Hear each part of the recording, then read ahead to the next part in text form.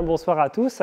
Je suis très content de revenir ici à Dijon, vous raconter un petit peu une histoire qui m'a personnellement fait vibrer début 2023. Hein, donc c'était il y a presque 2 ans déjà, ça passe vite. Mais c'est vrai que c'est une histoire qui a rassemblé beaucoup de monde en France. Ce n'est pas tous les jours qu'une météorite tombe sur le territoire français, et d'autant plus qu'on la voit tomber. Donc je vais vous raconter évidemment cette belle histoire. Et puis avant eh bien, je vais évidemment revenir un petit peu sur les notions de météores, météorites, sur les origines de ces phénomènes. Et effectivement, hein, il faut bien réaliser quand même que la Terre, hein, de manière générale, est aux premières loges de la rencontre avec de la matière interplanétaire. C'est-à-dire que, je ne sais pas si vous avez déjà vu, qui c'est qui n'a jamais vu d'étoiles filantes dans le public? Bon, ça me rassure, c'est pas mal. Souvent, il y a toujours quand même quelques personnes. Donc, évidemment, hein, les étoiles filantes, souvent, vous les voyez quand? Voilà, hein, au mois d'août, effectivement, hein, je sais que Vincent me parlait de la fameuse nuit des étoiles ici, hein, qui était un gros événement.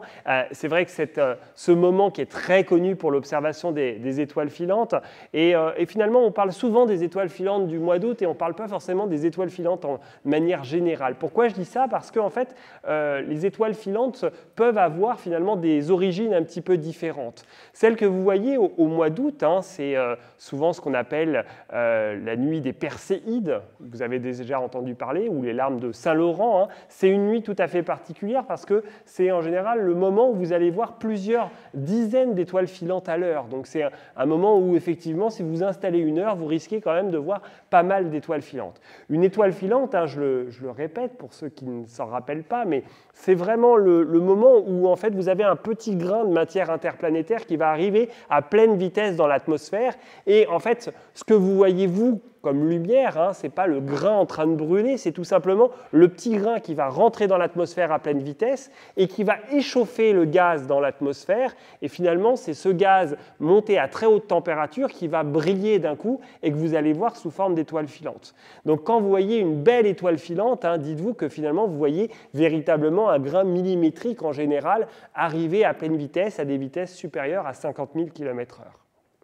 Alors ces étoiles filantes, hein, vous le voyez sur cette photo de gauche, on parle souvent d'essaim météoritique. D'accord ? Un essaim météoritique, c'est un moment de l'année où on va voir finalement plusieurs dizaines, voire centaines, voire milliers dans l'histoire d'étoiles filantes. Hein. Il est arrivé des moments où on a de véritables bancs, des pluies d'étoiles filantes, où vous ne pouvez même plus compter les étoiles filantes.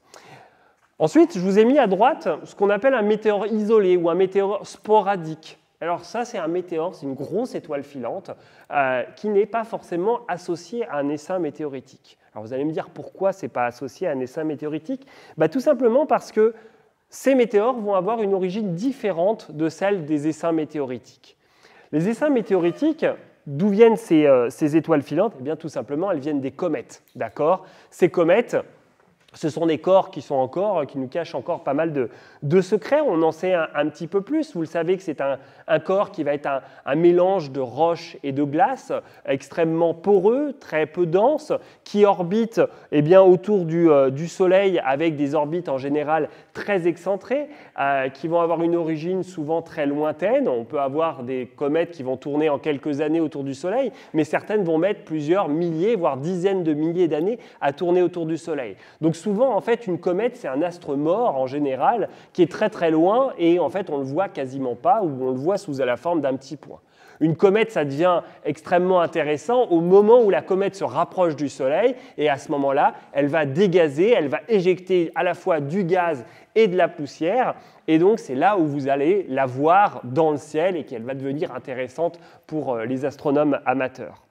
Alors, cette comète, ce qu'il faut bien garder à l'esprit, et souvent on l'oublie, c'est que c'est un corps principal, mais qui est suivi par des milliards de particules sur son orbite. C'est-à-dire qu'on a souvent l'idée que c'est un corps qui tourne autour du Soleil. Mais en fait, elle est poursuivie par des milliards de poussières qui ont été éjectées et toutes ces poussières vont tourner, vont l'accompagner autour, sur sa trajectoire tout autour du Soleil. Preuve en est, hein, une image que j'aime bien, moi l'image, celle-là, le fragment pris par le télescope Spitzer, hein, de la comète Schwarzmann-Varman, c'est une image qui a été prise dans l'infrarouge. Et vous voyez, cette comète, c'est assez intéressant, c'est que, en fait, elle s'est fragmentée en plusieurs gros morceaux, vous les voyez ici.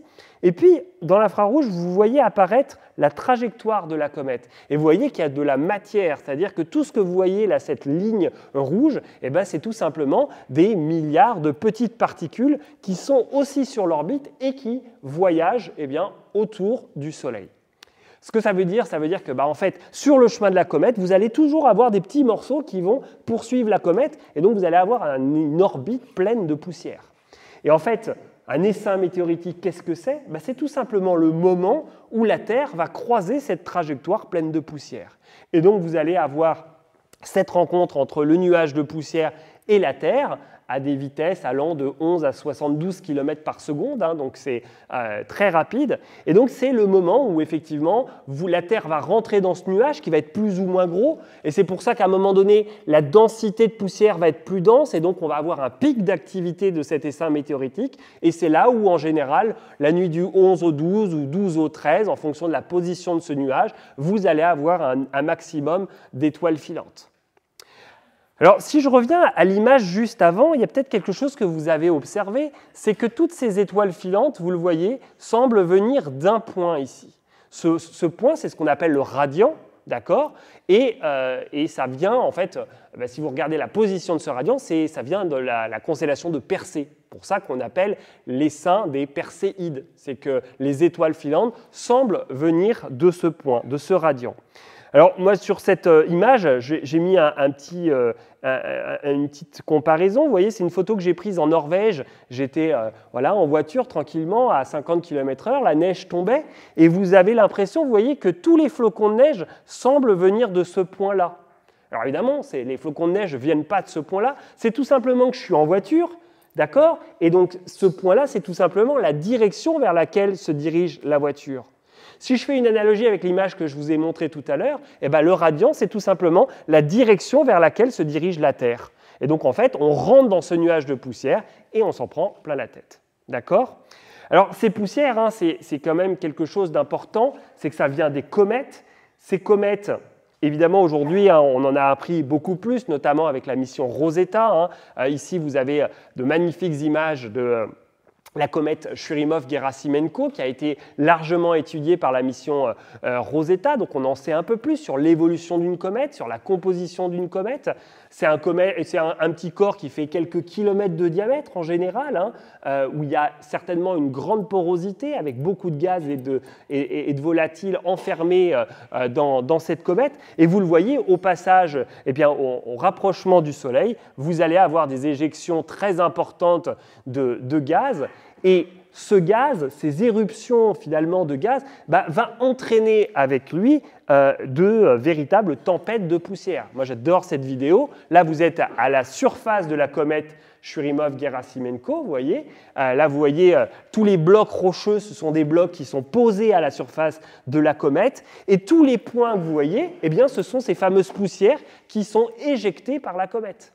Comme la gravité est très faible sur un corps kilométrique, toutes ces poussières vont très vite partir dans l'espace, et ce sont ces poussières qui vont être dans la fameuse traînée de la comète, et ce sont ces fameuses poussières qui potentiellement peuvent créer les étoiles filantes chez nous. Alors ce qui est intéressant, hein, c'est que vous voyez, vous avez des blocs. Ces blocs, ils peuvent mesurer de quelques centimètres à quelques mètres, et ces blocs aussi peuvent être éjectés. Ça veut dire que dans la traînée d'une comète, vous avez évidemment une majorité de petites poussières millimétriques, mais vous allez aussi avoir des blocs centimétriques, voire plus gris décimétriques. Ces blocs-là peuvent aussi arriver sur Terre et rentrer en collision avec notre atmosphère et provoquer de belles étoiles filantes. Sauf que le matériel cométaire, lui, en fait, il est très fragile, et lorsque vous avez un bloc, un morceau de cométaire qui arrive qui traverse l'atmosphère, en général, il se désagrège, et on n'a pas de météorites cométaires. C'est-à-dire que les météorites qu'on retrouve au sol ne sont pas issus des comètes, sauf exception, les micrométéorites. Les micrométéorites, ce sont de toutes petites météorites, hein, vraiment micrométriques, qu'on retrouve souvent dans les glaces, notamment en Antarctique, hein, mais qui n'ont rien à voir finalement avec les fameuses météorites qu'on retrouve un peu dans les déserts et ailleurs. Alors justement, hein, cette Terre, cette atmosphère, on a la chance d'avoir cette atmosphère. Je vous ai mis au tout début, on a quand même près de 50 000 tonnes, plus ou moins 20 000 tonnes, qui arrivent tous les ans en haut de notre atmosphère. 50 000 tonnes. Ces 50 000 tonnes, eh bien, heureusement pour nous, elles sont filtrées par notre atmosphère et il reste finalement plus que quelques tonnes qui arrivent au sol sur Terre. Donc, heureusement, hein, imaginez-vous, on aurait véritablement un problème si toute cette matière arrivait. Mais s'il n'y avait pas d'atmosphère, qu'est-ce qui se passerait? Eh bien, en fait, l'exemple, on l'a, c'est sur la Lune. La Lune n'a pas d'atmosphère. Toutes ces milliers de tonnes de matériel interplanétaire arrivent, pleine bourre, eh bien, à la surface de la Lune. D'accord? Si vous allez vous balader un jour sur la Lune, que vous ramassez un caillou lunaire, eh bien, il y a une grosse probabilité que vous voyez ces espèces de petits trous, ces micro-impacts qui se sont formés par l'impact de toutes ces poussières cométaires. Donc, voilà, leçon numéro 1 hein, ce soir, c'est que si vous allez vous promener sur la Lune, ne sortez pas voir les étoiles filantes au moment des Perséides. Et ça, c'est une leçon qu'évidemment, il va falloir enseigner aux futurs astronautes qui retourneront sur la Lune. On reste dans son habitat au moment d'un essaim météoritique. D'accord ? Alors, vous allez me dire, bon, ça va, c'est les Perséides, c'est une fois dans l'année. Mais ce que vous ne savez peut-être pas, c'est que des essaims météoritiques, on en croise quasiment tous les jours. Alors, pas forcément aussi intenses que les Perséides, mais on connaît plus de 300 essaims météoritiques qu'on a recensés. Donc, tous les jours, en fait, la Terre croise des traînées de comètes. D'accord ? Alors, ces traînées de comètes, toutes ces poussières, évidemment, imaginez-vous la surface de la Lune qui a plus de 3 milliards d'années. Bah, depuis plus de 3 milliards d'années, la Lune est bombardée, concassée. Et donc, évidemment, toutes ces micrométéorites et ce qu'on appelle le micro-bombardement eh bien, créent à la surface de la Lune ce qu'on appelle le régolithe lunaire. Vous connaissez tous cette image, eh bien, cette poussière qui s'est formée à la surface de la Lune, hein, elle représente aujourd'hui une couche de 10 à 15 mètres d'épaisseur à la surface de la Lune. Et cette couche de 10 à 15 mètres d'épaisseur, bah, c'est le résultat du concassage permanent de ce micro-bombardement à la surface de notre satellite. Alors c'est intéressant parce que on en avait conscience qu'il y avait des impacts à la surface de la Lune, et encore, hein, il n'y a pas si longtemps que ça. Je vous rappelle que vous ouvrez un livre de Camille Flammarion il y a un siècle, on n'explique pas du tout le bombardement, on ne savait pas ce que c'était un cratère d'impact. Tous les cratères à la surface de la Lune, on le prenait pour des volcans. Ce micro-bombardement, finalement, il est mis en évidence seulement depuis quelques décennies. Et notamment, il a pris de l'ampleur au moment de la nuit du 17 au 18 novembre 1999. Pour les astronomes amateurs qui sont dans la salle, qu'est-ce qui se passe la nuit du 17 au 18 novembre ? 17 au 18 novembre. Oh, il doit bien y avoir quelqu'un qui sait ça. Monsieur Boudon, qu'est-ce qui se passe la nuit du 17 au 18 novembre ? Oh putain, mince, je vais lui poser une colle, j'aurais pas dû le... Qu'est-ce qu'il y a tous les ans, le 18 novembre en général ? Hein ? Les Léonides. Eh oui, l'essaim d'étoiles filantes des Léonides, qui est un gros essaim d'étoiles filantes. Et tous les 33 ans, on le voit bien, c'est que cet essaim météoritique, il est très très actif. Et donc là, c'est plus des centaines par heure, hein, ça peut être potentiellement des milliers par heure. Et la nuit du 17 au 18 novembre 1999, c'est la dernière grosse activité de l'essaim des Léonides. Eh bien, il y a eu des astronomes du Japon, de l'Espagne, des États-Unis qui se sont dit plutôt que de regarder les étoiles filantes dans l'atmosphère, on va regarder la Lune pour voir si on voit quelque chose. Et voyez ce qu'ils ont observé ce jour-là. Hop là. Vous allez me dire ce que vous voyez.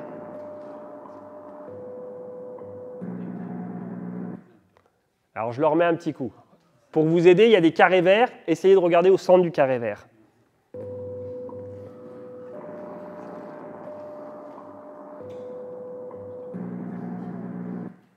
Bon, la dernière, hein, c'est un petit avion. Est-ce que vous avez tous vu qu'il y a quoi dans le carré vert ? Alors, plutôt que des impacts, évidemment c'est des impacts, mais c'est des flashs, des petits flashs très courts qui durent à peu près quelques dizaines de millisecondes. Alors ça, c'est intéressant parce que c'est des phénomènes transitoires, hein, des flashs sporadiques. Et en fait, si vous revenez dans l'histoire, c'est intéressant parce que depuis près de 5 siècles, tous les grands astronomes ont vu un jour une lumière à la surface de la Lune. Mais l'expliquent souvent par, c'était peut-être une éruption volcanique ou une aurore boréale ou un nuage. Bref, personne n'avait compris ce qu'étaient ces nuages. Et pour la première fois, la nuit du 17 au 18 novembre 1999, vu qu'il y avait cet essaim d'étoiles filantes majeures, eh bien, on comprend que ces petits points, c'est tout simplement le résultat, l'impact d'un morceau de comète qui arrive pleine vitesse à la surface de la Lune. Qu'est-ce qui se passe? Le morceau arrive pleine vitesse, il y a une onde de choc, il y a un impact, vous allez fondre la roche lunaire et vous allez éjecter un nuage de petites gouttelettes de roche fondue. Et ces gouttelettes de roche fondue vont thermiquement envoyer de la lumière vers la Terre. Les gouttelettes vont se refroidir directement, très rapidement, et donc c'est pour ça qu'on a un flash très court. Vous voyez un autre exemple, hein, là il y a la flèche bleue, ça c'était le plus gros flash lunaire qui a été filmé, c'était le 11 septembre 2013, vous voyez, paf. Alors là le flash il a duré plusieurs secondes, hein. Là on est en présence quand même d'un truc quand même quasiment métrique, hein, qui va créer un véritable cratère d'impact. Alors justement, hein, il faut bien réaliser que tous les flashs lunaires que vous observez là, eh bien laissent un petit cratère d'impact. D'accord? Alors évidemment, hein, ça va peut-être être un cratère qui va mesurer peut-être quelques dizaines de centimètres ou quelques mètres. Là, dans ce cas présent, alors c'était un autre impact majeur, hein, 17 mars 2013. Vous voyez le flash lunaire à gauche. Et grâce notamment à la mission Lunar Reconnaissance Orbiter, hein, qui est une sonde lunaire qui observe la surface lunaire à haute résolution, eh bien vous le voyez, vous pouvez détecter l'image avant, l'image après, le nouveau cratère d'impact. Et là, vous voyez que c'est quand même la formation d'un cratère qui mesure environ 25 mètres de diamètre.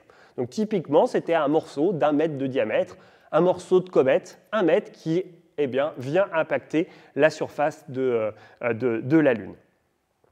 Donc vous voyez quand même qu'une grosse partie de nous, ce qu'on imagine et de ce qu'on voit dans l'atmosphère, finalement, est issue des comètes. Mais évidemment, ce qui nous intéresse, nous en tant que géologues, c'est de récupérer le caillou. Et donc ces cailloux, ces fameuses météorites que vous connaissez, hein, ne sont pas issus des comètes, mais sont issus des astéroïdes. D'accord? Donc, petite différence, évidemment, d'un point de vue nature. Je vous l'ai dit, les comètes sont des corps très peu denses, mélange de roches et de glace. Les astéroïdes sont des corps beaucoup plus rocheux, beaucoup plus denses, et orbitent majoritairement entre Mars et Jupiter. Vous voyez cette animation, le Soleil, Mercure, Vénus, la Terre, le point bleu qui tourne, Mars, Jupiter, et toute cette espèce de donut vert là, ce sont tous les astéroïdes qu'on connaît actuellement. On en connaît plus d'1 million aujourd'hui, hein, donc ça fait du monde. Et ces astéroïdes, pour tous ces astéroïdes, on connaît exactement la trajectoire, elle est caractérisée et on sait où il est. Alors ces astéroïdes, évidemment, parmi eux, il y en a qui n'aiment pas rester dans la ceinture d'astéroïdes, et ça arrive qu'il y ait un transfert de la ceinture d'astéroïdes à la partie interne du système solaire. Alors là, on ne le voit pas très bien, mais vous devinez en fond des petits points rouges. Je ne sais pas si vous avez la foi, mais on devine des petits points qui sont à l'intérieur de l'orbite de Mars, qu'on appelle des astéroïdes géocroiseurs. Des astéroïdes géocroiseurs, on en connaît plus de 10 000, et ce sont des astéroïdes qui étaient à la base dans la ceinture d'astéroïdes et qui, pour une raison quelconque, une collision, une déviation, est rentré, a été dévié dans le système interne et est devenu un astéroïde géocroiseur. Ces astéroïdes géocroiseurs, c'est évidemment ceux-là qu'on surveille parce que c'est ceux-là qui peuvent rentrer en collision avec la Terre. Et donc, évidemment, quand on peut prévoir la collision, éventuellement, on peut se dire qu'on va récupérer un morceau de ces astéroïdes géocroiseurs. Alors les astéroïdes, hein, on en croise aujourd'hui, on en connaît de plus en plus, on en a survolé avec de nombreuses missions. Là, vous voyez un des plus gros, hein, l'astéroïde Lutetia, qui fait un peu plus de 100 km de diamètre. Réalisez qu'évidemment que la surface de l'astéroïde lui-même est cratérisée. Vous voyez tous les cratères qui se sont formés, qui est le résultat, pareil, de collisions de morceaux d'astéroïdes ou de comètes à la surface de l'astéroïde. Et puis de temps en temps, vous avez des astéroïdes un peu plus frais qui se sont modifiés, comme celui-ci, qui est un astéroïde géocroiseur, vous voyez, assez petit, qui fait 500 mètres de diamètre, qui est l'astéroïde Bennu, qui a été étudié récemment par la mission OSIRIS-REx. Et vous voyez que ce petit astéroïde, eh bien, c'est une espèce de rassembleur de gravats, vous voyez, tous ces blocs rocheux qui se sont accolés pour former ce petit astéroïde. Cet astéroïde, qui est un astéroïde géocroiseur, eh bien, les agences spatiales s'y sont intéressées parce qu'évidemment, on voudrait savoir potentiellement comprendre le risque potentiel d'une telle collision avec la Terre. Et donc, on a voulu aller chercher un petit morceau à la surface de l'astéroïde. Et c'est ce qu'a fait donc, effectivement la mission OSIRIS-REx, vous voyez, le 20 octobre 2020. La mission OSIRIS-REx avait un orbiteur et puis surtout elle avait un petit robot qui s'est rapproché de la surface de l'astéroïde Bennu. Là, donc vous voyez toute l'équipe de la NASA et vous avez ce petit robot avec un espèce de pied aspirateur. Là, vous voyez, ça, ce sont des vraies images. Ça se rapproche, ça vient impulser de l'air comprimé. Hop, on va aspirer la matière. Et donc, le petit robot va repartir aussitôt avec la matière qu'il a aspirée. Et cette matière va partir en transit pour être amenée vers la Terre. Donc voilà, ils sont contents, ça a marché. Vous voyez qu'ils ont tous des masques, ça donne une bonne idée de quand c'était. Et ça a été véritablement un succès et le robot est reparti.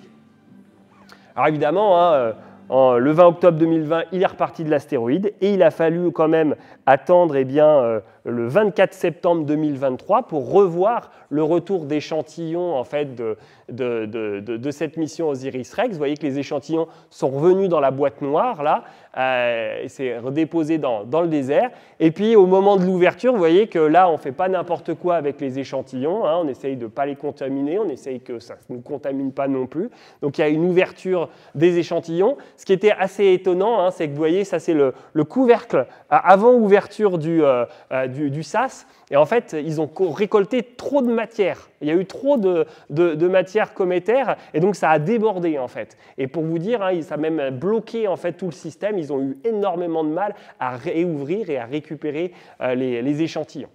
Première chose, vous voyez que ce matériel est complètement noir, très riche en matière carbonée, et donc vous avez ce matériel astéroïdal qui effectivement va changer aussi d'un astéroïde à l'autre. Ce qu'il faut garder à l'esprit, c'est que des astéroïdes, c'est tout un zoo, c'est-à-dire qu'il en existe énormément de types qui s'est formé à différentes conditions, à différentes températures, plus ou moins proches de notre Soleil, et donc on va voir une grande diversité en fait, des roches des astéroïdes.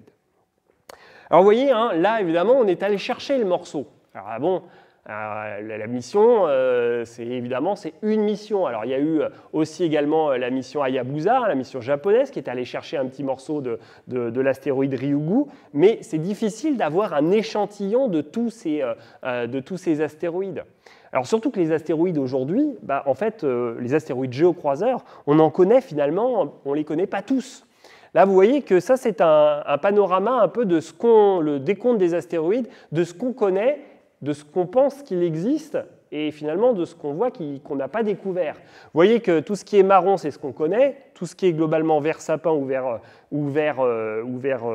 plus clair, c'est ce qu'on imagine qui existe, mais qu'on n'a pas encore découvert. Vous voyez que pour les astéroïdes de plus d'1 kilomètre, quasiment 95% des objets de plus d'1 kilomètre, on les connaît, on est tranquille. Ceux-là, s'il y en a un qui arrive, a priori, on va le voir arriver. Donc c'est rassurant, et je peux vous le dire que d'ici le prochain siècle, on n'aura pas ça. Donc vous pouvez dormir tranquille. Là où c'est un peu plus problématique, entre guillemets, vous le voyez ici, ce sont les objets, par exemple, de 100 à 300 mètres.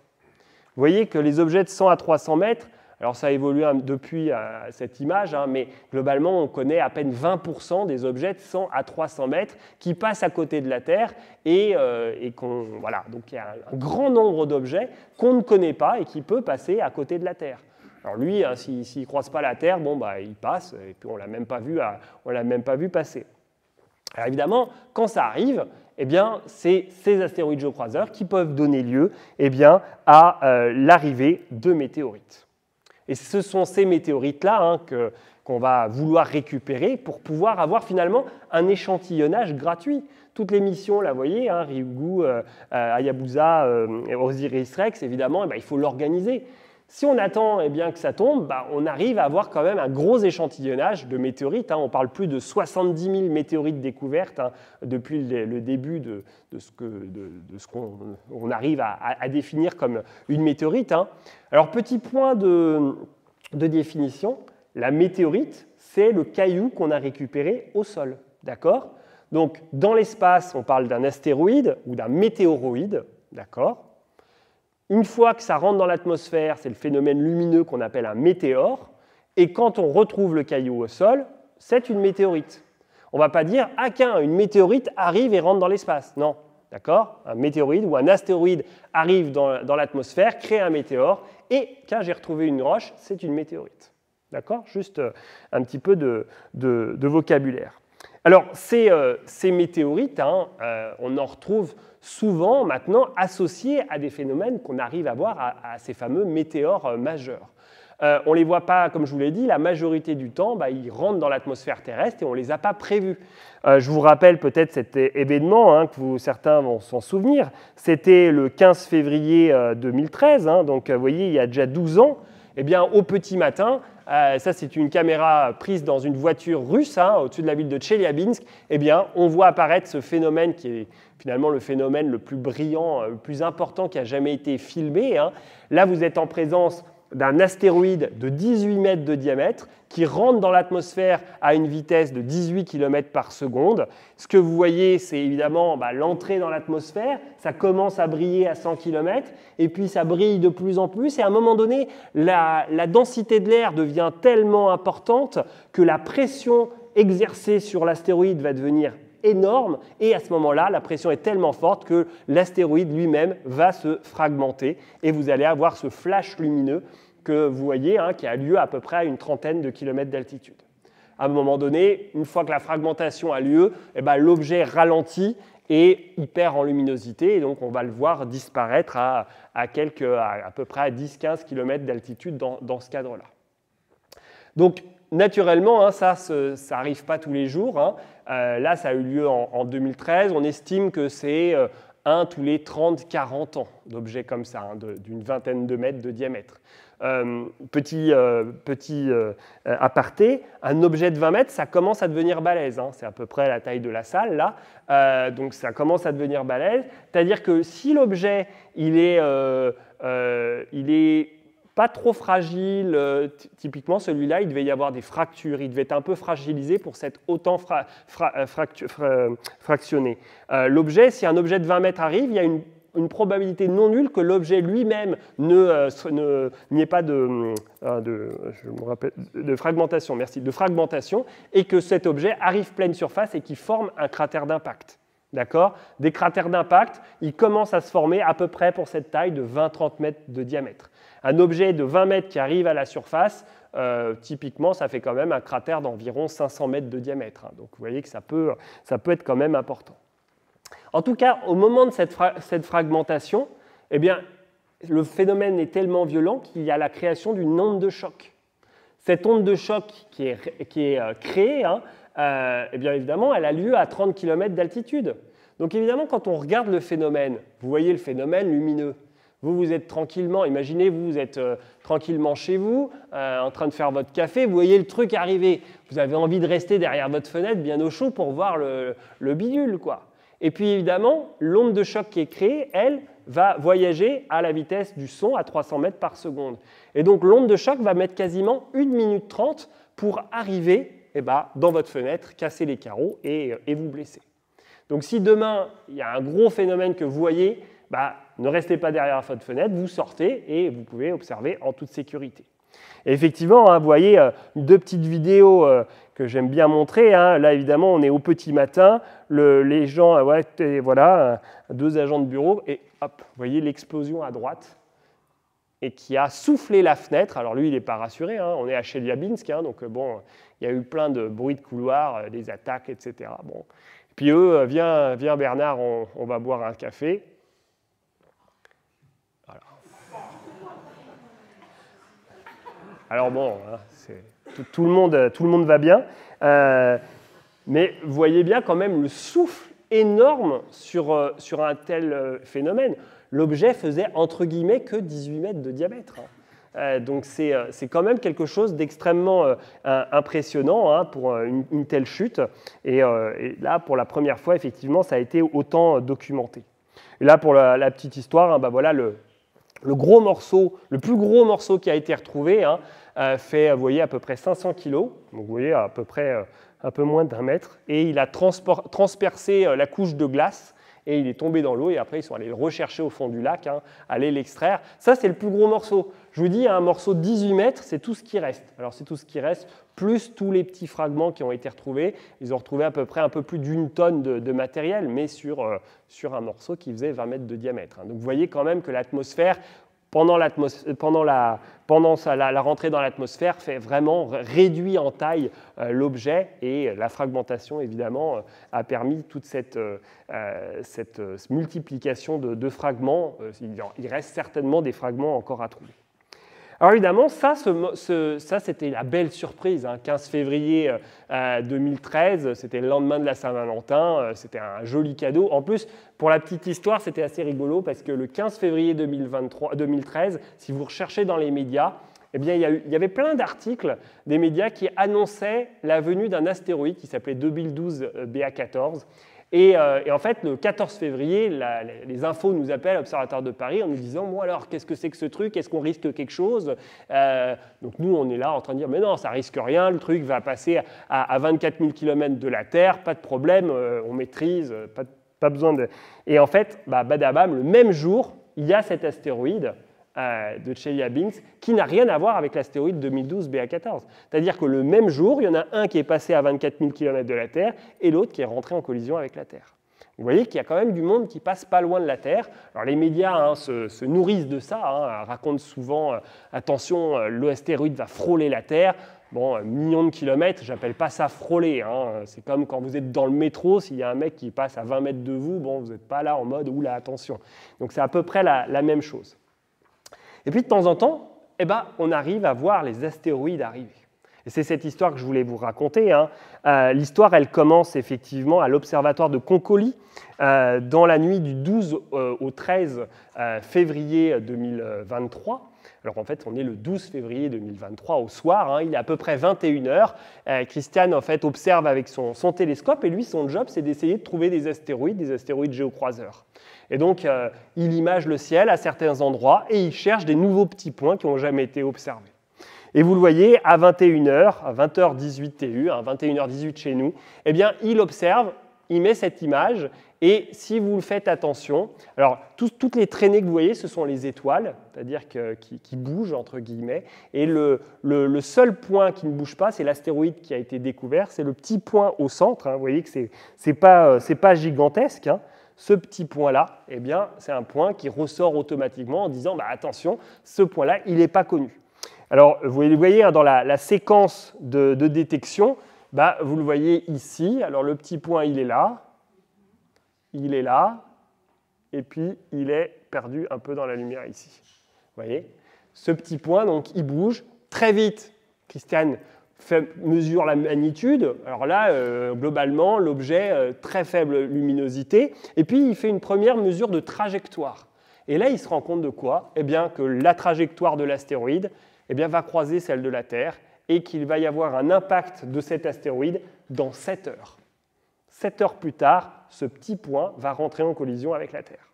Alors heureusement pour nous, hein, c'est que vu la luminosité du truc, eh bien, on se rend compte que c'est un objet qui fait à peu près 1 mètre de diamètre, d'accord, et qui est à peu près 200 000 km de nous. Mais il arrive quand même à une vitesse d'environ 50 000 km/h. Alors Christian, lui, qu'est-ce qu'il fait? Il dit, bon, quand même, je voudrais quand même que des collègues vérifient un peu mes calculs. Donc il appelle un copain en Croatie. Le copain en Croatie, à 40 minutes plus tard, il observe le truc, il dit, ouais, t'as raison, effectivement, ça va impacter dans 7 heures. Ils font une annonce auprès des agences spatiales et très vite, à peu près à 22h, 22h30, eh bien, l'Agence spatiale européenne annonce qu'il va y avoir un astéroïde, vous voyez, hein, one meteor meteoroid has been detected and is expected to safely strike Earth's atmosphere over northern France between 3h50 et 4h du matin. Donc, alerte à ce moment-là. Évidemment, nous, de notre côté, alors en France, on a la chance, je ne sais pas si vous connaissez, hein, mais on a développé ça depuis une dizaine d'années, d'avoir un programme qui s'appelle le programme Fripon Vigiciel. Fripon Vigiciel, hein, on a une caméra ici à Dijon, hein, Vincent est dans l'équipe depuis le début, et ce réseau Fripon Vigiciel, il est constitué d'une centaine de caméras en France qui surveillent en permanence le ciel pour justement détecter l'entrée dans l'atmosphère de petits astéroïdes. Nous, ce soir-là, hein, à 22h30, on voit le message de l'Agence spatiale européenne. On fait tout de suite un message et à 23h, globalement, le message est lancé et on fait appel surtout à la communauté amateur pour sortir à 4h du matin pour aller observer ce phénomène. Imaginez-vous quand même, c'est incroyable. À 5h plus tôt, on est capable de dire hey, « sortez, il va y avoir un astéroïde d'1 mètre qui va rentrer dans l'atmosphère au-dessus de vos têtes ». Donc, naturellement, hein, on a envie de mobiliser les astronomes amateurs. Et ça a été le cas, hein, puisqu'effectivement, plusieurs centaines d'astronomes amateurs ont observé le phénomène et plusieurs ont réalisé des témoignages. Ça, vous le saurez, si un jour vous observez une grosse étoile filante dans le ciel, eh bien, vous pouvez aller sur la plateforme de témoignage vigiciel.org et vous pouvez signaler eh bien, vos gros météores, vos bolides. Hein. Vous allez voir, il y a un questionnaire avec une douzaine de questions qui vous permettent de raconter un peu ce que vous avez vu, dans quelle direction, quelle luminosité, quelle couleur, etc. Et ça, c'est super utile parce que très rapidement, ça nous permet, nous, de nous faire des alertes d'observation et de savoir déjà globalement où est-ce que c'est tombé. Et ça, c'est effectivement le cas le 13 au matin, hein, le lendemain, quand on se lève, eh bien, on s'aperçoit que ça a été la fête et qu'il y a eu au moins 80 personnes qui ont témoigné eh bien, de l'entrée dans l'atmosphère de cet astéroïde. Vous voyez que là, on a, voilà, c'est bien centré sur les deux côtes, hein, au niveau de la Manche, hein, de côte sud Angleterre, nord de la France. Mais vous voyez quand même que le phénomène a été vu largement en Belgique jusqu'à La Rochelle, Nantes. Hein, donc à l'horizon, on arrivait à voir ce phénomène extrêmement lumineux. Et première trajectoire qui est donnée, vous voyez que la trajectoire qui est calculée uniquement à partir des témoignages visuels, eh bien, donne un météore qui a survolé la Manche et qui a arrêté de briller un petit peu au nord de Dieppe. Premières observations, on n'était pas très serein à se dire, bah oui, est-ce qu'il y a eu un caillou qui est tombé au sol? Pour l'instant, c'était plutôt dans la mer. Alors, les témoignages sont évidemment très intéressants à ce moment-là. Aurélien, un moment magique, merci la science. Brahim, hein, le phénomène semblait se dérouler à seulement quelques centaines de mètres de ma fenêtre, à proximité d'un immeuble proche de chez moi et à une hauteur inférieure à celle de la Tour Eiffel, vous voyez, très précis. Fabrice, j'ai vu une grosse boule de feu juste devant mon pare-brise, je ne savais plus si je devais freiner ou accélérer. Voilà. David, trace linéaire blanche suivie d'un gros éclair, factuel. Puis Laurent, on ne sait pas trop, hein, il y avait un camion derrière moi qui a confirmé, je ne sais pas ce qu'il a confirmé, mais en tout cas, il était là, il a confirmé. Et puis, on a reçu ces témoignages, mais on a reçu aussi eh bien, de nombreuses photos et vidéos. Et alors ça, on était évidemment super heureux, parce que chaque vidéo qui a été prise par une personne était une source d'information qu'on a utilisée pour calculer la trajectoire. Et donc, toutes les vidéos qui ont été rassemblées eh bien, ont été utilisées par notamment ma collègue là, qui était en postdoc au Canada, qui est spécialiste du calcul de trajectoire. Hein. Donc, on lui a filé toutes les vidéos et elle s'est mise à calculer la trajectoire.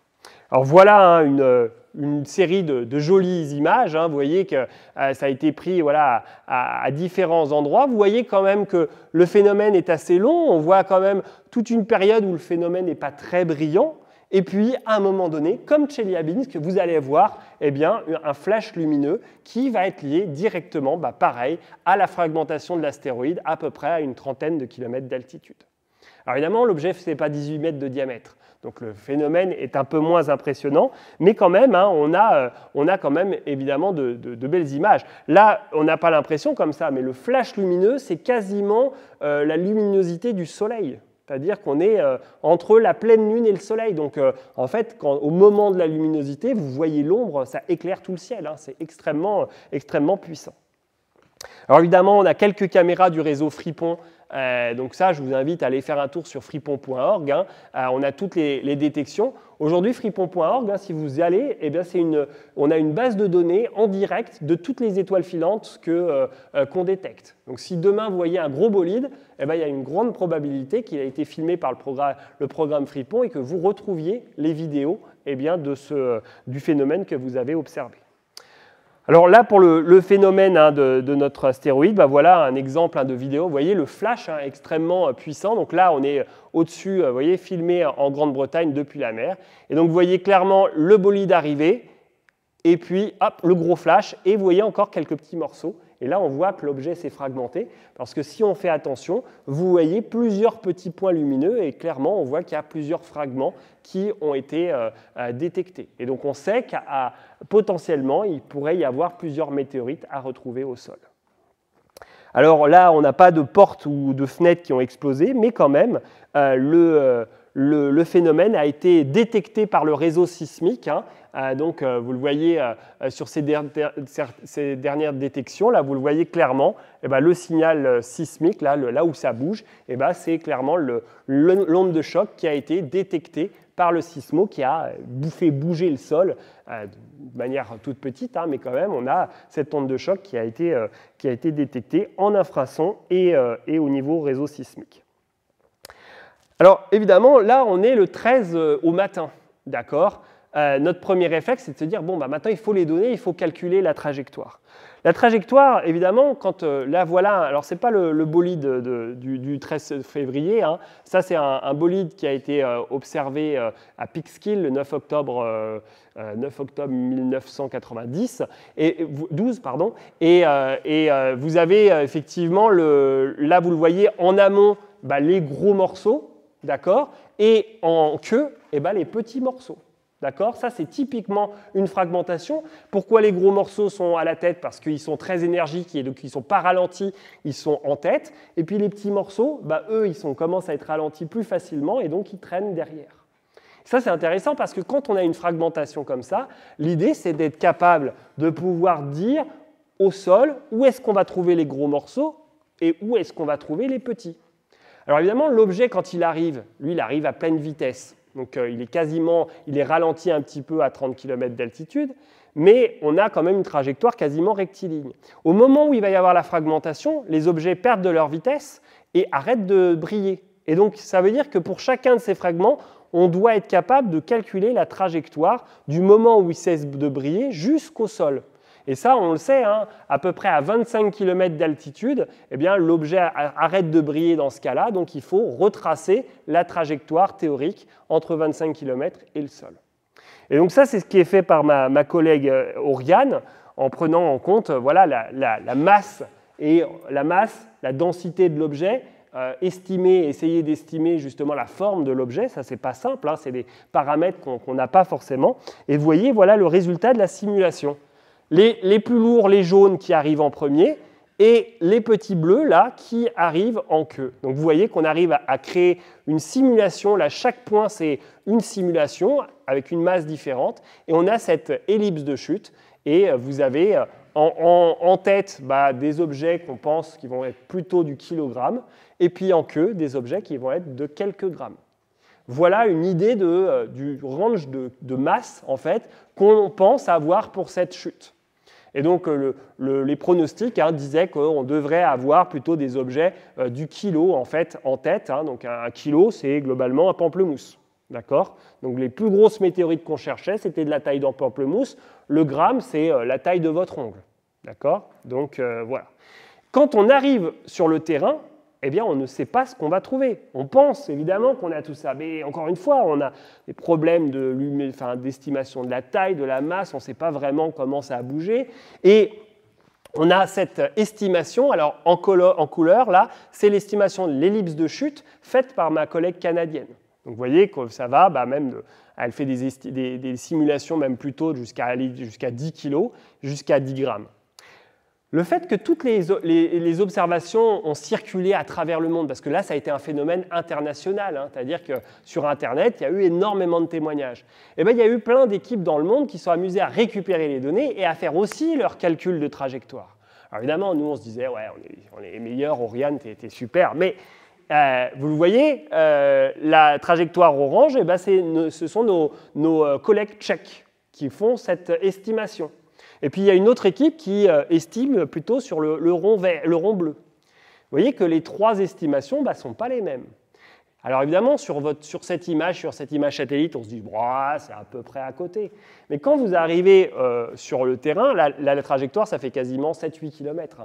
Donc quand vous arrivez sur le terrain et que vous dites par quoi je commence, je peux vous dire que c'est compliqué. Alors depuis le temps, avec Fripon Vigiciel, on s'est organisé, on sait comment chercher, on s'est un peu organisé une battue, même si, pour vous dire, on n'avait pas trouvé de météorite auparavant, parce que soit ça tombe dans l'eau, soit ça tombe dans une forêt. La France n'est quand même pas le meilleur territoire pour chercher des météorites. Alors, c'est sûr que c'est un sport, c'est-à-dire que vous le voyez, comment chercher des météorites, c'est une véritable battue. On se met à 1 ou 2 mètres d'intervalle et puis toute la journée, on regarde ses pieds pour essayer de trouver un caillou noir. Vous voyez, c'est un sport un peu particulier, sachant que, évidemment, dans le programme Vigiciel, on essaye de former les gens pour leur expliquer comment reconnaître une météorite, mais chacun a sa ligne et on ne sait pas à quoi pense la personne. Elle peut penser au repas du soir, au mariage de sa fille le lendemain, bref, et puis elle va passer à côté de la météorite et la rater. En tout cas, dans ce cas présent, 14 février, l'arrivée sur le terrain, là, notamment de mon collègue Pierre Vernazza et François Collat, à Crasville-la-Roquefort. Et en fait, c'est plus une première prise de contact. Ce qui est très important quand on va sur le terrain chercher des météorites, c'est rentrer en contact avec les locaux, notamment avec la municipalité, les gendarmes, pour leur expliquer l'événement, la démarche, et commencer à demander les autorisations. Quand une météorite tombe sur un terrain, on ne débarque pas chez quelqu'un sans autorisation et ravager tout potentiellement. Donc on a tout un travail qui est assez long d'identification des parcelles pour essayer d'identifier les propriétaires et leur demander quand même l'autorisation. Donc c'est assez long. Et c'est là qu'effectivement, le 15 février, donc soit 2 jours après la chute, les premières recherches commencent. Alors vous le voyez, sur notre trajectoire, évidemment, nous on se dit, nous on veut du gros. Donc on va aller chercher là où il y a de la grosse masse. On imaginait tous, on était 5-6 au début, on imaginait le gros caillou posé dans le champ qui nous attend et qui dit « youpla boum ». Et là, voilà. Évidemment, on commence les recherches et on ne trouve rien. Donc on se dit, on va peut-être essayer de changer de stratégie. Et donc l'après-midi, on se dit, finalement, on va aller plutôt dans les petites masses. Parce que, vous l'avez vu, souvent il y a un gros morceau et il peut y avoir plusieurs petits morceaux. Donc on se dit, même si c'est plus petit, on va essayer de trouver ces plusieurs petits morceaux. Et donc on était le 15 février après-midi, là on était un peu plus nombreux, on était deux groupes d'une dizaine. Et donc dans ce petit coin-là, vous le voyez, alors on était en train de se promener au niveau du point rouge, et là, la première découverte. Et ça a été évidemment extrêmement fort, parce qu'on était, ce petit groupe, et c'est une étudiante de 18 ans en art qu'on avait formée, à qui on avait expliqué comment détecter la météorite, qui marchait tranquillement dans ce champ. Et vous le voyez quand même qu'il y a eu du flair et de l'œil, parce que le caillou noir était enfoncé dans la terre, et en fait on avait juste une surface noire qui affleurait et qui a eu véritablement l'œil. Alors on l'a ressorti, et pour tout vous dire, quand on attend ça depuis longtemps, on sort le caillou qui est plein de terre. Vous avez beau avoir vu des météorites et des météorites, en fait, quand elle est pleine de terre, ça fait un caillou comme les autres, quoi. Donc, on essayait quand même de regarder, on l'a nettoyé un petit peu, mais sans non plus trop on ne pouvait pas mettre de l'eau, par exemple. On ne nettoie pas à l'eau une météorite. Donc, on essaye de regarder un petit peu tout ça. Et puis, c'est quand même qu'on avait un copain qui s'appelle Luc Laben, peut-être que certains le connaissent, qui est chasseur de météorites. Ça, c'est son vrai métier, et avec qui on travaille régulièrement. et il se faisait qu'il était dans le coin. Et donc on lui a dit bah, viens, et 10 minutes plus tard il était sur le site. Et vous le voyez, il a une espèce de pistolet magique qui est un spectromètre. Ce petit spectromètre, eh bien, il arrive à mesurer la composition chimique eh bien, du caillou. Et donc il le pose, et vous le voyez, eh bien, voilà les résultats. Alors, vous le voyez, SiO2, MgO, Fe, manganèse, nickel, CaO, etc. Tous les éléments. Et vous le voyez, la troisième ligne, ça c'est très intéressant, le fer, 16%. Pourquoi c'est intéressant? Parce qu'en fait, des roches qui ont cette composition-là, et notamment autant de fer, il n'y a que les météorites pour avoir ça. Donc ça, c'était vraiment la confirmation qu'on attendait. Et donc voilà un groupe d'astronomes heureux de leur découverte et du caillou qu'on avait. Quand même, imaginez-vous, hein, le caillou, il est dans l'espace 2 jours à l'avance. Christian, il l'observe avec son télescope. Et 2 jours plus tard, on l'a dans les mains. Donc ça, c'était quand même une sacrée expérience. Évidemment, vous avez des collègues assez fous, hein, puisque voilà, lui, il a découpé le trou. Et puis il l'a remonté dans son laboratoire et puis il l'a scanné en 3D. Donc on a le trou de la météorite en 3D. Donc vous voyez, il est content. Alors il y a un truc quand même, vous avez vu, c'est que la météorite a été retrouvée à un endroit où c'est marqué 10 grammes. Alors que la météorite, elle fait 94 grammes.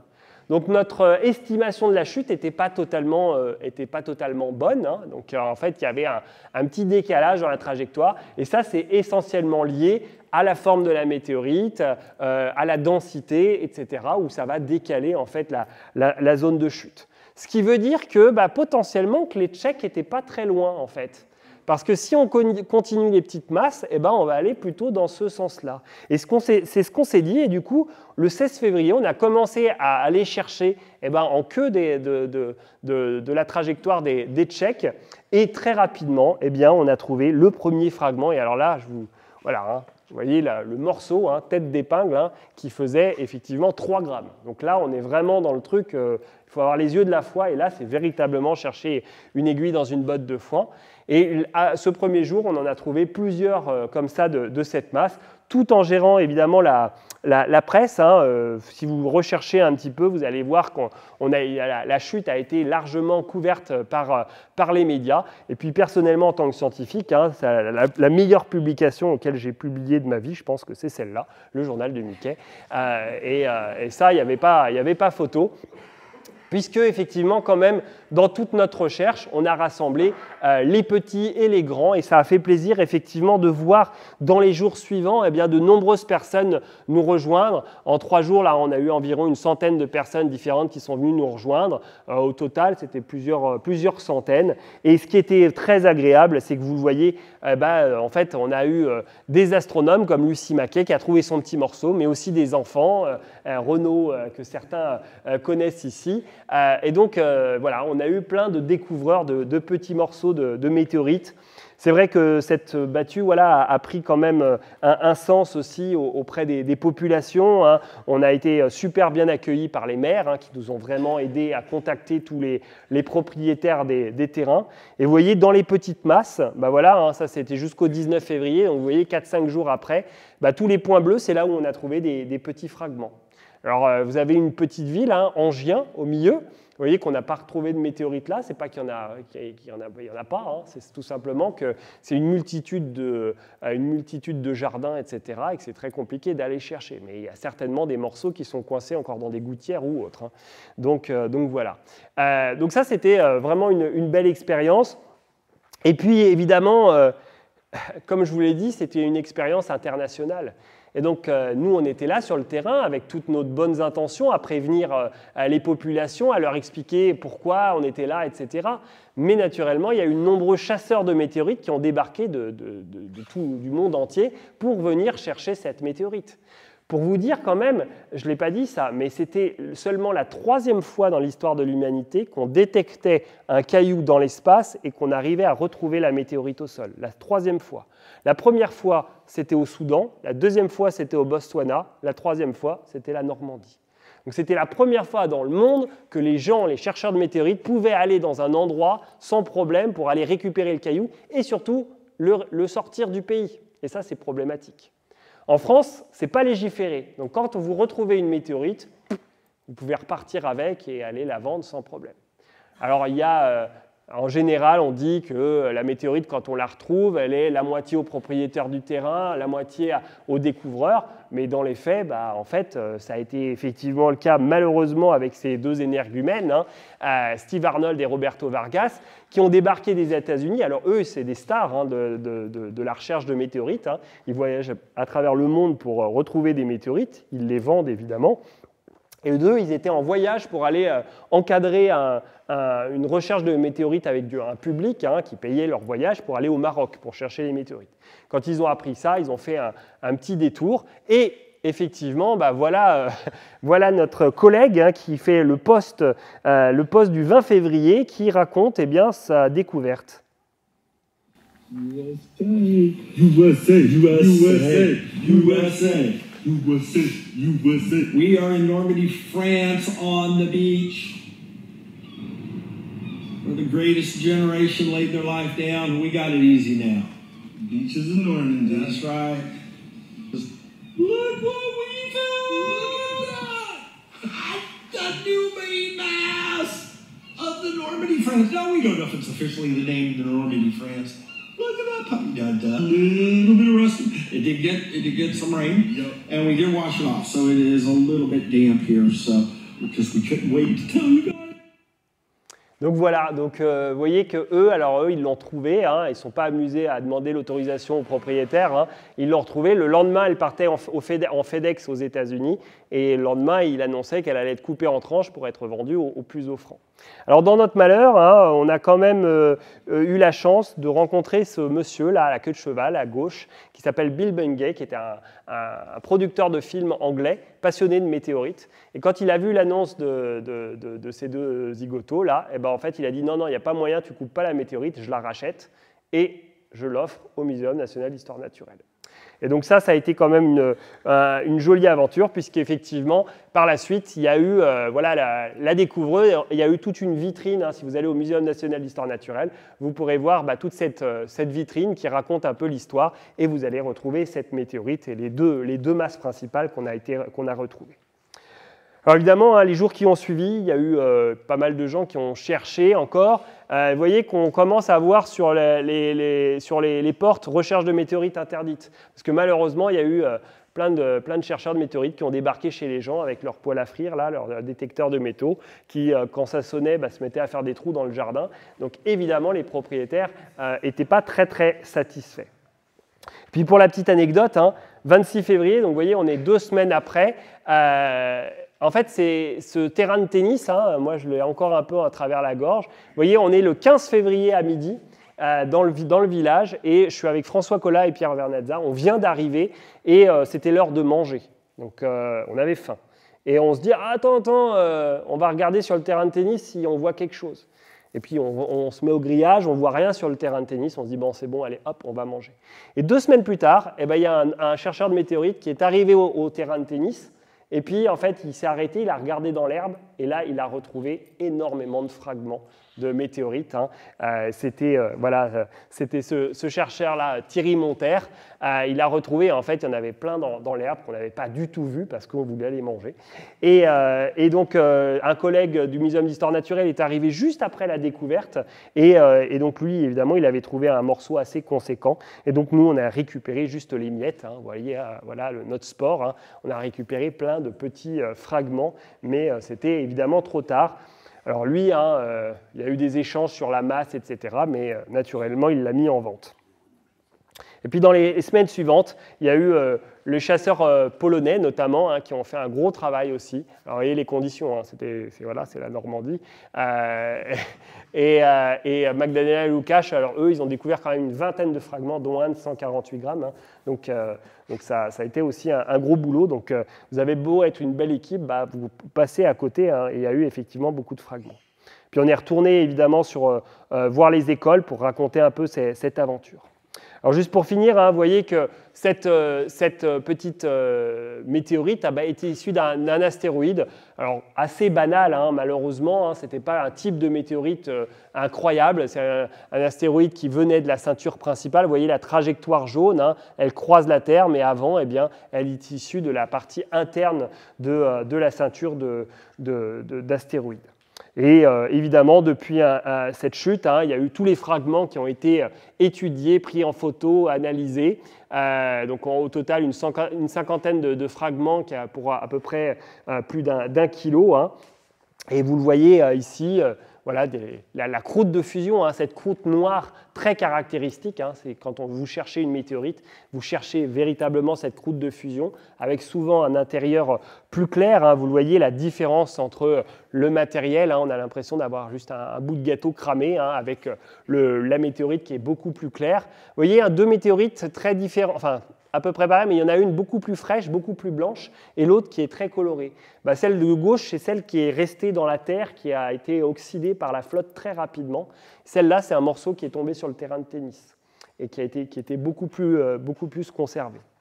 Et à l'intérieur, hein, vous le voyez, bien, c'est ce qu'on appelle, en fait, c'est une image prise au microscope électronique, hein, c'est ce qu'on appelle une chondrite. Alors une chondrite, hein, c'est une météorite vraiment très primitive qui est constituée vraiment de tous les éléments qu'on trouve au début de la formation du système solaire, avec notamment pas mal de grains de métal hein, que vous voyez en gris. Et donc cette caractérisation a été très vite, et si vous allez sur le site de la Meteoritical Society, vous allez retrouver toutes les caractéristiques de cette météorite qui a été réalisée. Et dans les choses majeures qui ont été observées, hein, vous voyez, à gauche, vous avez la météorite de Saint-Pierre-le-Viger, hein, puisque c'est le nom de cette météorite. Et vous voyez que ça, c'est une météorite, une vraie chondrite, une chondrite qui n'a quasiment pas été modifiée. Vous voyez que là, si vous regardez la tranche de météorite, vous voyez plein de petites sphérules. Ces petites sphérules, ce sont vraiment les chondres qui se sont collées au tout début de l'histoire du système solaire. Et il y a des météorites qui ne sont pas chauffées, pas modifiées, et 4,5 milliards d'années plus tard, on voit encore ces petites sphérules. Vous voyez que sur notre météorite, on ne voit plus les sphérules. Si on ne voit plus les sphérules, ça veut dire qu'à un moment donné, la météorite elle a été modifiée. C'est-à-dire que c'est la même composition, mais qu'à un moment donné, on a chauffé la météorite et que les petites sphères, eh bien, elles se sont modifiées. Et c'est pour ça qu'aujourd'hui, vous voyez qu'on a une classification voilà, de toutes les chondrites. Là, ce que vous avez vu juste avant, c'est une météorite qu'on appelle L3, c'est-à-dire qui n'a pas été chauffée. Vous voyez, vous avez les températures inférieures à 200 degrés qui n'a pas été modifiée. Là, la météorite de Saint-Pierre-le-Viger, c'est une type L5 ou L6 qui vous montre que la météorite a été chauffée à 800 ou 900 degrés.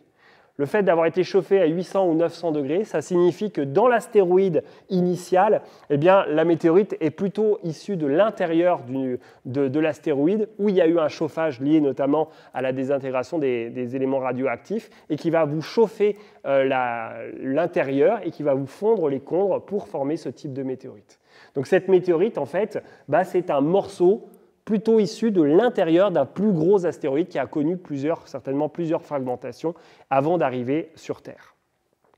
Alors je vous informe que voilà, toute cette histoire, il va y avoir des résultats encore nouveaux qui vont sortir dans pas longtemps, hein, puisque ça fait l'objet d'une grande publication qui, je vous le dis, hein, qui est en revue dans la revue Nature Astronomy. Voilà, c'est des nouvelles d'il y a 2 jours. Hein, donc il est en train d'être relu par les pairs, par les collègues. Et donc j'espère que d'ici 2 ou 3 mois, la publication devrait être acceptée. Et j'espère qu'avant l'été, voilà, les médias vous raconteront davantage de détails sur cette météorite. Alors pour finir, hein, des météorites comme ça arrive quand même. Hein, au XXe siècle, il y a eu environ une quarantaine de météorites qui sont tombées sur le territoire français. Hein, donc vous voyez, une tous les 2 ans potentiellement, et il faut les retrouver. Et là, l'année 2023, on a eu de la chance. Hein. Vous voyez que ça, c'est une des images qui a été filmée aussi. Et vous voyez le météore ici, là, qui a été filmé par les caméras Fripon le 10 septembre 2023. Et cette chute, c'était assez intéressant parce que on avait tout bien, toutes les images, et on a calculé à la trajectoire. Et en fait, on s'est rendu compte que la météorite était tombée dans les forêts privées de Chambord, là, de Sologne plutôt. Et en fait, très vite, on s'est rendu compte que ça allait être très compliqué d'aller sur place pour aller chercher les météorites. Donc en fait, tout ce qu'on a fait, c'est une annonce. Et en fait, cette annonce, elle a été entendue. Elle a été entendue notamment par une dame qui habitait en pleine forêt de Sologne. Et en fait, cette dame, très vite, en fait, pourquoi elle nous a appelés? Parce qu'il y avait eu un gros fragment de cailloux trouvé sur sa terrasse. Alors évidemment, des gens qui nous appellent parce qu'ils ont trouvé des bouts de cailloux, il y en a tous les jours, donc on se méfie. Mais celle-là, eh bien, la dame était allée voir notamment le pôle des étoiles à Nancy. Elle est allée voir, les collègues avaient vu le caillou en disant « Ah ouais, ça ressemble quand même à une météorite ». Et effectivement, eh bien, le 10 septembre 2013, la dame avait une caméra de surveillance. Alors, elle avait une caméra de surveillance, mais sans la vidéo, et elle avait juste le son. Et regardez, je vais vous faire écouter, eh bien,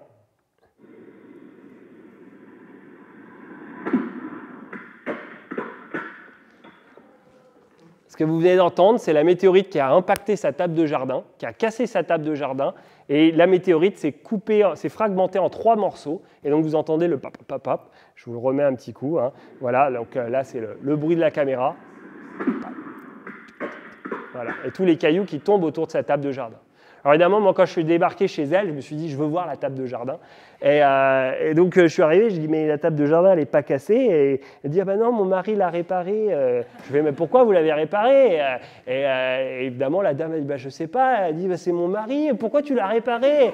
Et évidemment le mari a fait bah pour une fois que je fais quelque chose quand même. Et donc voilà, donc il a réparé la table de jardin, c'est pas très grave, elle a une table de jardin, personne ne sait qu'elle a été cassée, mais ça a été, c'était quand même assez incroyable. Et voilà hein, le morceau, hein, vous voyez, nous on l'a recollé entre guillemets, hein, voilà, vous voyez le morceau qui faisait quand même 700 grammes, hein, donc encore plus gros, un beau morceau, et vous voyez l'intérieur bien clair, les 3 fragments qui ont été recollés. Donc vous voyez des histoires comme ça, bah voilà, ça arrive. Hein. Là, c'était un coup de chance. Hein. On n'a pas mis beaucoup de force en puissance pour aller chercher la météorite. Elle est arrivée un peu dans nos mains toute seule. Donc ça, c'est évidemment très agréable. C'est aussi une chondrite. Hein. Donc voilà, elle est en train d'être étudiée. En tout cas, des météorites, hein, je vous appelle évidemment à la vigilance quand vous voyez les médias. Hein, vous le voyez, ça c'était une météorite, enfin une pseudo-météorite qui était tombée le 6 juillet 2023. C'est une dame, vous voyez, une météorite percute une habitante de Chimec. Donc on est en Alsace. Et donc la dame voit ces cailloux-là arriver sur elle, je ne sais pas tous les détails, hein, ou sur le caillou. Elle avait un voisin qui se disait géologue. Le voisin disait, soi-disant géologue, vient voir, disant « Ah si, c'est une météorite ». Alors évidemment, là, d'un coup, communiqué de presse, les nouvelles d'Alsace. Vous voyez que le lendemain, on a un autre article dans le HuffPost qui dit « Une météorite serait tombée sur une habitante à Schmiermeck en Alsace », avec un caillou qui n'est pas du tout le caillou que la dame a pris en photo. Hein. Juste après la dépêche, j'ai cru que c'était un animal, une chauve-souris, une femme frappée par un morceau de météorite en buvant son café le matin. Alors là, on n'est même plus sur une météorite, hein, on est sur un bout de caillou qui... on ne sait pas d'où ça vient. Et je pense que le journaliste avait ça dans sa base de données, il s'est dit « Tiens, ça y ressemble ». Et puis après, ça a traversé l'Atlantique. Et alors, vous voyez, hein, on est aux États-Unis. La météorite tape une dame qui buvait son café avec un ami. Bon. Et puis alors après, ça rechange. La météorite tape une dame qui buvait son café sur sa terrasse, causant un accident astronomique avec une valeur de 1 000 € le gramme, sachant qu'il n'y avait pas de météorite. Hein. Donc il n'y a jamais eu de météorite. Ça, le caillou n'était pas du tout une météorite. Donc vous voyez que des choses comme ça dans les médias, ça arrive régulièrement. Le dernier exemple en date, c'était celui-là, je ne sais pas si vous vous en rappelez, hein, le trou dans la voiture, un monsieur à Strasbourg qui arrive et qui voit sa voiture comme ça avec un trou. Il dit, bon, bah, ok, je vais appeler les pompiers. Les pompiers arrivent, ils se disent, ah, bah, c'est sûr, il y a une météorite qui a percuté la voiture. Et puis ils cherchent, et puis en fait, le seul caillou qu'ils trouvent, ça devait être un gravier. Ils trouvent ça, ils disent, ah, bah, c'est bon, on a trouvé la météorite. Donc à preuve du contraire, c'est une météorite. Donc évidemment, je pense que tout le monde ici dans la salle se doute bien qu'un petit caillou ne va pas faire un trou de 50 cm dans la carlingue. En tout cas, le mec, il n'a pas été indemnisé. Ce n'était pas une météorite, on ne sait pas ce que c'est, mais c'est peut-être un voisin avec sa hache, j'en sais rien, bref. vous voyez qu'en tout cas, voilà, il arrive plein d'histoires liées à ça. Donc, surveillez évidemment les médias et évidemment, si voilà, allez sur Vigiciel et on vous dira évidemment si c'est une météorite ou pas. En tout cas, hein, n'hésitez pas à rejoindre aussi sur Vigiciel. Il y a des formations qui sont organisées notamment par la SAB. Hein. Donc, si vous voulez venir un jour nous aider sur le terrain à chercher les météorites, bah, vous êtes les bienvenus. Voilà, merci beaucoup.